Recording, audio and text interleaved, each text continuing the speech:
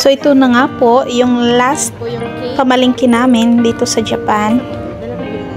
Ngayon po namimili po kami ng isang kasamahan na uuwi din sa Pinas. Kung gusto mo, ganito na lang. Masaya na nakakalungkot kasi 3 years kang nag-work sa Japan. Naalala mo lahat ng mga pinaghirapan mo bago ka makarating ng Japan. Yung homesick, iyak, pagod, pera, lahat. Pero ganun talaga ang buhay. May mga plano tayo sa buhay na gusto din natin i-achieve pa. Kasi hindi tayo nagpapatuloy. Although, may extension naman kami sa company, pero nag-decide pa rin ako ngayon mag-stop ako. Tinapos ko lang yung contract ko kasi gusto ko din makasama yung asawa ko. Iyan nga po, sa araw na iyan, nabalengke kami at bumili ng mga kakainin sa last day namin magkakasamang 4. So bali 2 lang po yung makakauwi at 2 din yung matitira. Uy, may cash ka dyan, kasi kami lang po yung nag-decide na umuwi. So yun lang po. Diyan makikita nyo po yung ganda ng supermarket nila dito sa Japan. Ayan, namili na yung isa. Maglalasingan tayo.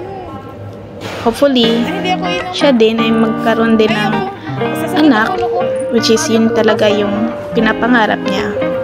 Kunti lang siguro. Ganun din naman din ako. Ngayon po, napakalinis po ng loob ng supermarket ng Japan at very organized.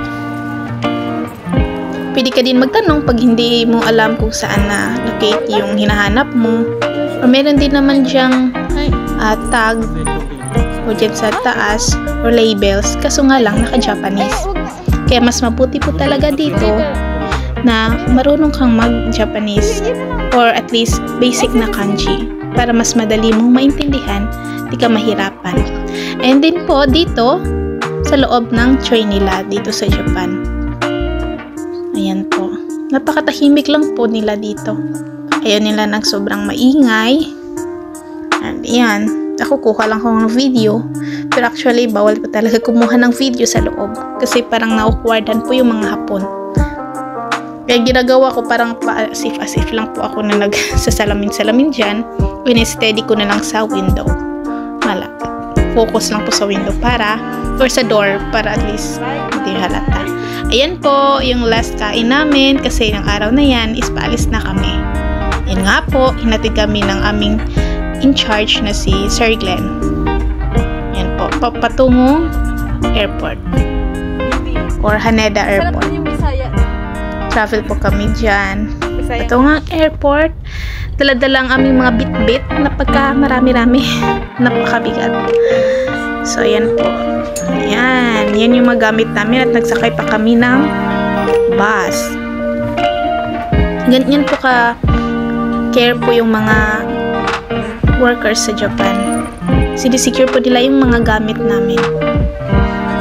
Nga po, parang hindi ako mainit. Sobrang hindi ako comfortable that time kasi hindi ko kasi dalawa yung aking jacket. Ayan nga po, yung last picture namin together with the 4 and yung in charge namin na Japanese, yung pinakaunang in charge na si Miss, I don't know, I forgot her name.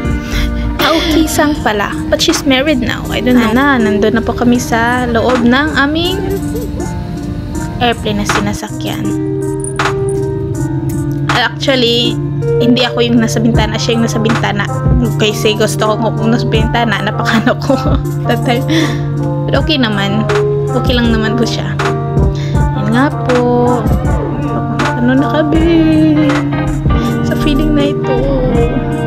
Parang enjoy na nakakaba na ewan. Pero honestly, gusto ko pa talaga magstay ng Japan. Pero syempre, may mga plano tayo sa buhay. Po gumabi na kasi mga alas 2 yata kami umalis, tsaka gabi naman 4 hours yung travel to 5 hours nga po, malapit na kaming paano nyan, nasa